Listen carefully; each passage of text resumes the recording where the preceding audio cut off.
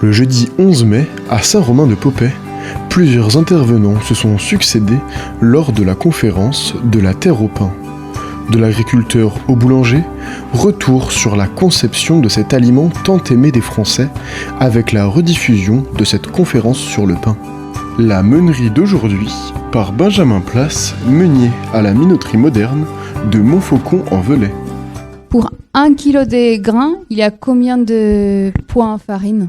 Combien il y a des pertes en fait ? Il y a entre 25 et 30% de pertes. Ça dépend de la qualité du blé, on appelle ça du poids spécifique du blé, c'est-à-dire c'est plus ou moins sa taille et la quantité de farine qu'il peut avoir dans le grain.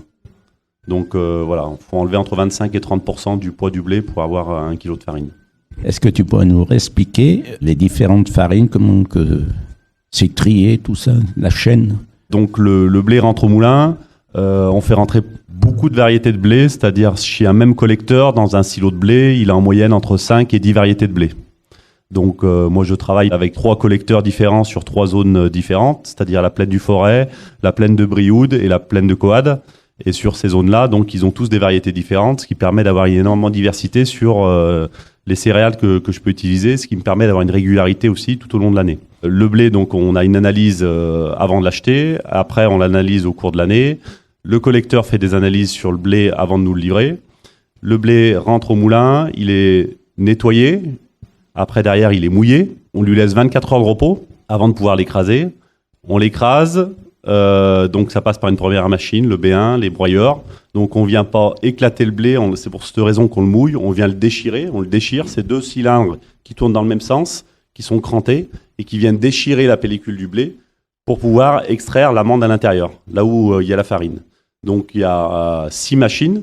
Donc, le blé monte et descend 6 fois. Et à chaque passage qu'il est écrasé, on extrait un petit peu de farine.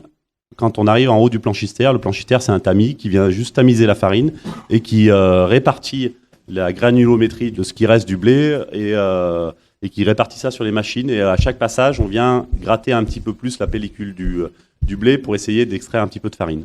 Quels sont les différents types de farine que vous faites ? On fait de la farine blanche et sur la Haute-Loire, on a la particularité, nous, sur notre moulin, de faire beaucoup de seigle. On a un approvisionnement de seigle sur la plaine en Ardèche, sur la plaine de la Haute-Loire et on est spécialisé sur le grain de seigle. On fait pas de mélange à la mouture, déjà.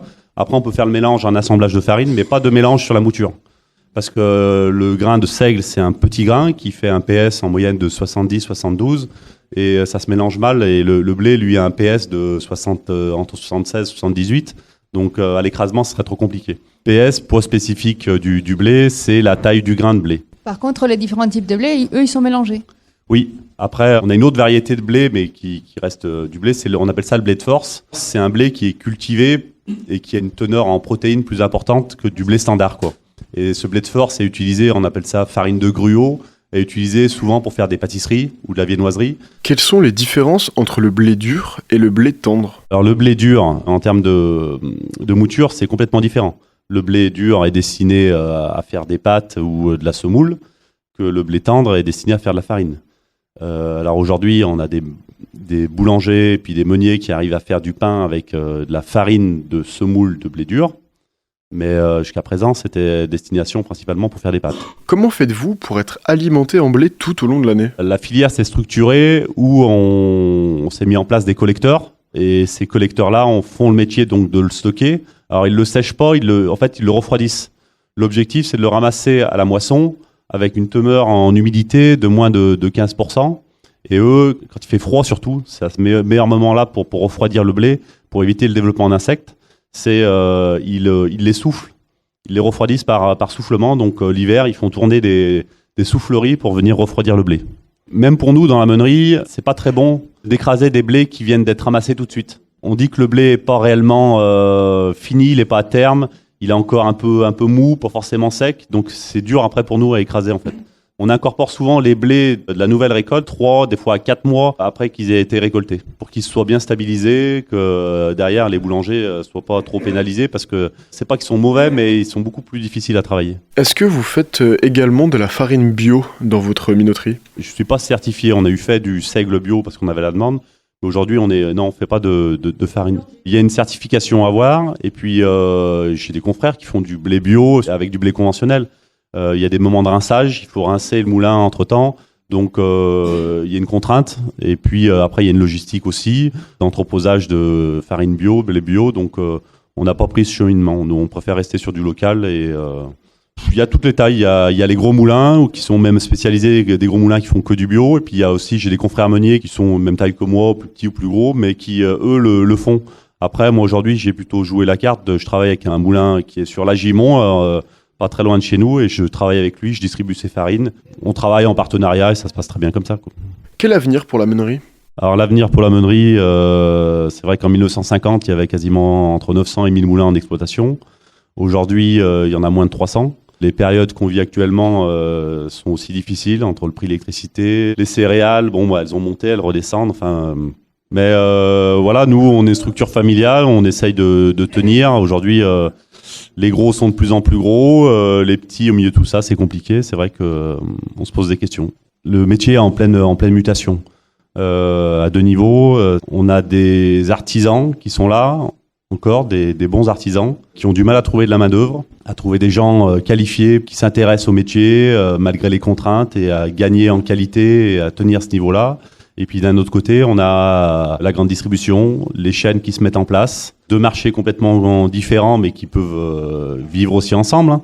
Et au milieu de tout ça, il y a le consommateur qui doit choisir, qui n'a pas forcément à choisir, qui peut aussi bien aller d'un côté ou de l'autre, mais le marché est compliqué. Et nous, meuniers, souvent, on est plus sollicité par de l'artisanat que par ces grandes chaînes, mais on ne sait pas forcément comment se situer, avec qui il faut aller travailler. On a besoin de vivre aussi, donc vendre notre farine. On est plus proche de nos clients artisans, parce qu'on est aussi, nous aussi, artisans, que de ces grandes chaînes.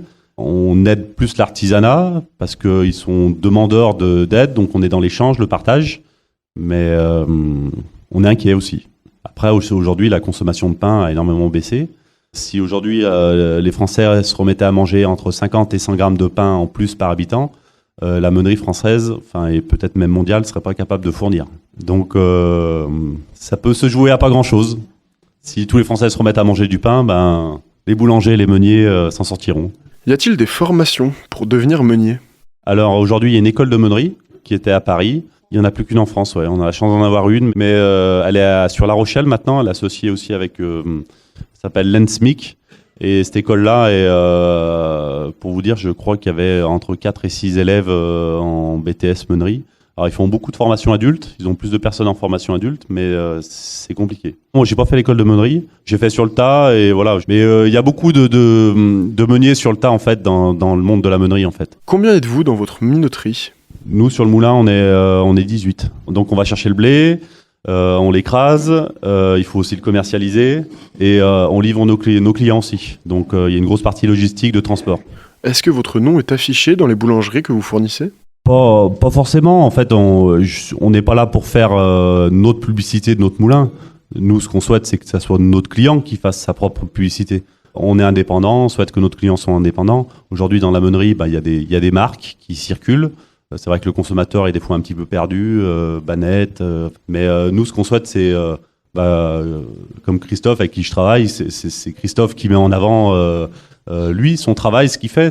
Quelle différence de prix entre votre farine et la farine industrielle ? Ça dépend de la qualité de la farine, ça dépend c'est de la même manière que vous pouvez voir en grande distribution, une farine que vous allez acheter un sachet à un prix et puis un autre sachet à un autre prix. Qu'est-ce qui va justifier la différence ? Je suis pas forcément capable de vous le dire. Comment est fixé le prix du blé et donc de la farine ?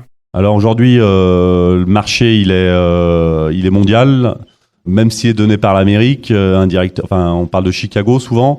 Mais c'est pas forcément eux qui tiennent le prix. Dernièrement, c'était plus ou moins la Russie, l'Ukraine, les événements qu'il y avait. Les choses sont compliquées à comprendre parce que le blé est monté à des niveaux. On est monté à plus de 440 € la tonne, et puis aujourd'hui, le blé est en train de redescendre complètement. On descend en dessous des coûts de production du milieu agricole, donc ça va susciter des problèmes à la récolte où les agriculteurs, s'ils décident de vendre, ils vont vendre en dessous de leur coût de production. Donc le marché est complètement décalé de la réalité et aujourd'hui ça va créer des problèmes à tous les niveaux, donc c'est compliqué. C'est compliqué pour toute la filière en fait, que ce soit aussi bien pour l'artisan boulanger que pour l'agriculteur. On se retrouve dès demain pour la suite de cette conférence.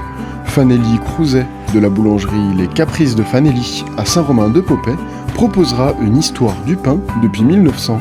Rappelons également que vous pouvez écouter ou réécouter les autres intervenants en podcast sur notre site internet rvrradio.fr.